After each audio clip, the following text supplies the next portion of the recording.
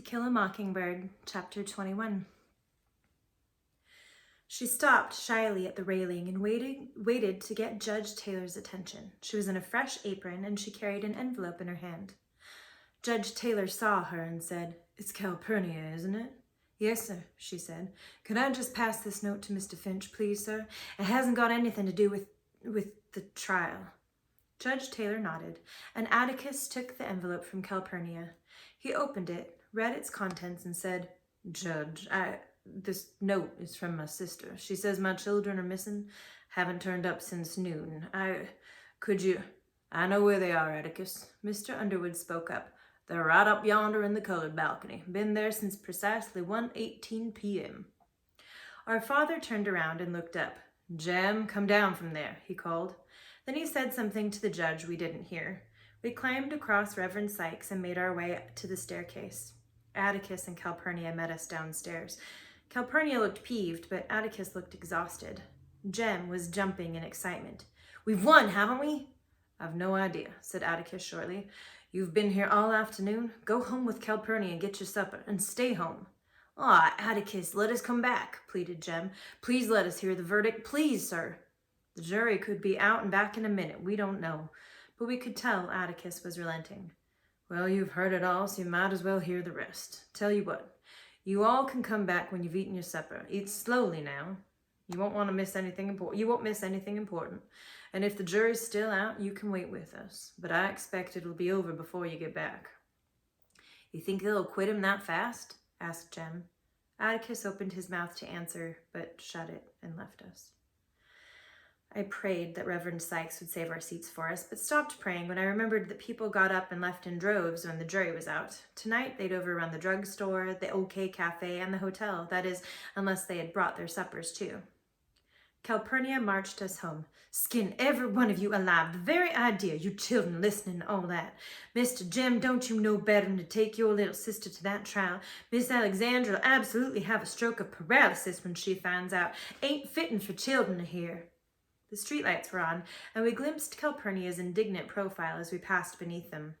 "Mr. Jem, I thought you was getting some kind of head on your shoulders. The very idea. She's your little sister. The very idea, sir. You ought to be perfectly ashamed of yourself. Ain't you got any sense at all?" I was exhilarated. So many things had happened so fast, I felt like it would take years to sort them out. And now here was Calpurnia giving her precious Jem down the country. What new marvels would the evening bring? Jem was chuckling. "Don't you want to hear about it, Cal?" "Hush your mouth, sir. When you ought to be hanging your head in shame, you go along laughing."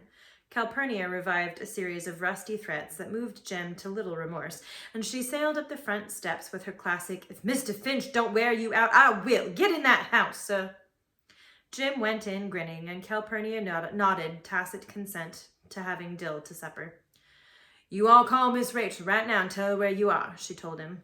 "She's run distracted looking for you. You watch out she don't ship you back to Meridian first thing in the morning." Aunt Alexandra met us and nearly fainted when Calpurnia told her where we were.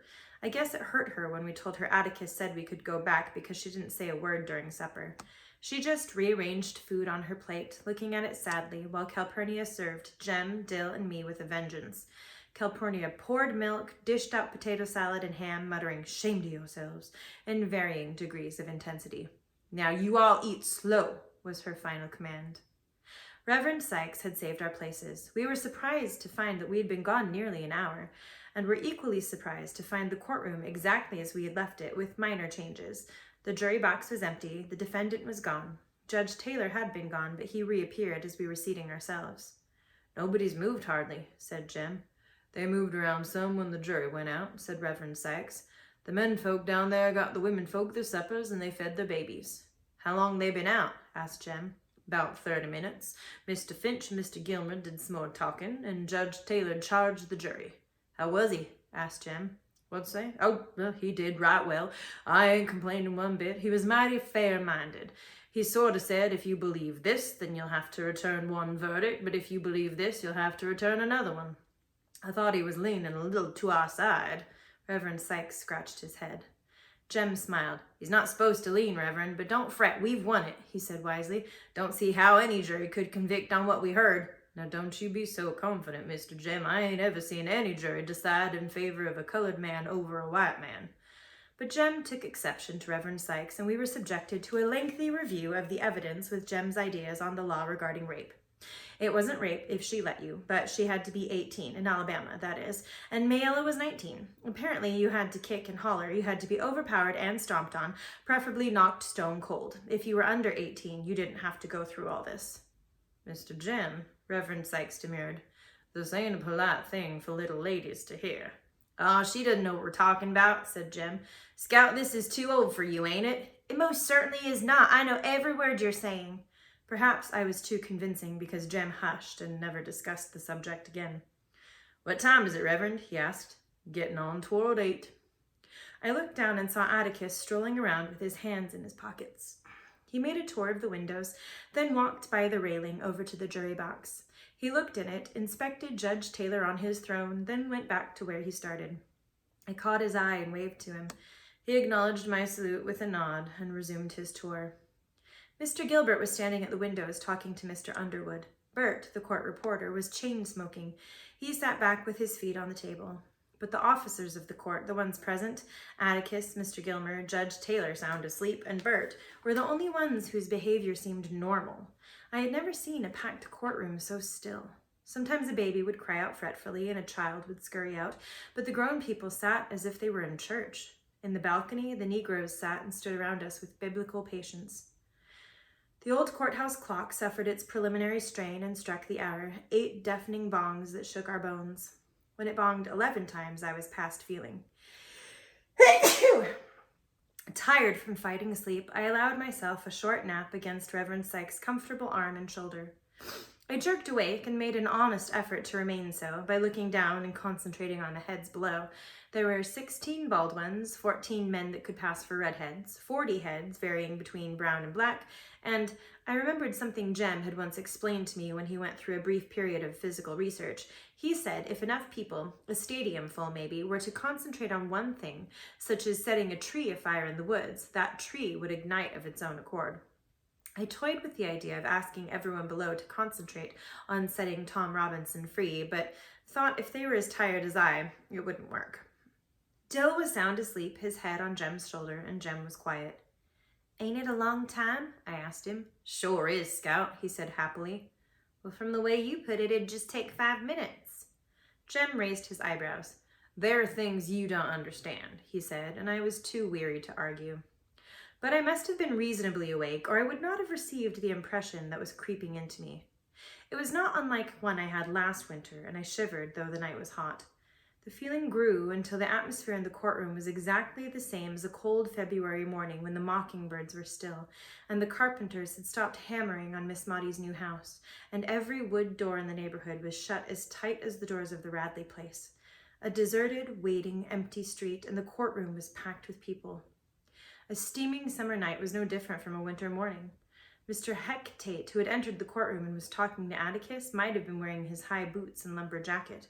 Atticus had stopped his tranquil journey and had put his foot onto the bottom rung of a chair. As he listened to what Mr. Tate was saying, he ran his hand slowly up and down his thigh. I expected Mr. Tate to say any minute, "Take him, Mr. Finch."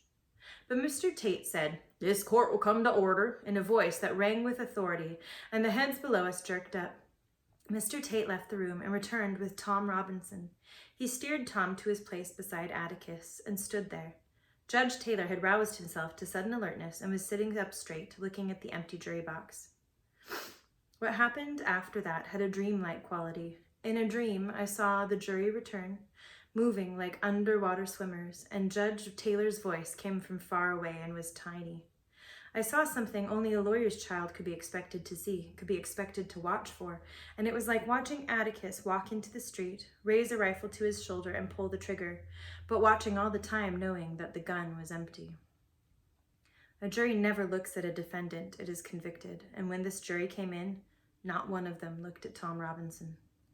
The foreman handed a piece of paper to Mr. Tate, who handed it to the clerk, who handed it to the judge. I shut my eyes. Judge Taylor was polling the jury. Guilty, guilty, guilty, guilty. I peeked at Jem. His hands were white from gripping the balcony rail, and his shoulders jerked as if each guilty was a separate stab between them. Judge Taylor was saying something. His gavel was in his fist, but he wasn't using it. Dimly, I saw Atticus pushing papers from the table into his briefcase. He snapped it shut, went to the court reporter and said something, nodded to Mr. Gilmer and then to Tom Robinson and whispered something to him. Atticus put his hand on Tom's shoulder as he whispered. Atticus took his coat off the back of his chair and pulled it over his shoulder. Then he left the courtroom, but not by his usual exit. He must have wanted to go home the short way, because he walked quickly down the middle aisle toward the south exit. I followed the top of his head as he made his way to the door. He did not look up. Someone was punching me, but I was reluctant to take my eyes from the people below us, from the image of Atticus's lonely walk down the aisle. Miss Jean Louise? I looked around. They were standing, all around us, and in the balcony on the opposite wall, the Negroes were getting to their feet. Reverend Sykes' voice was as distant as Judge Taylor's. Miss Jean Louise, stand up. Your father is passing.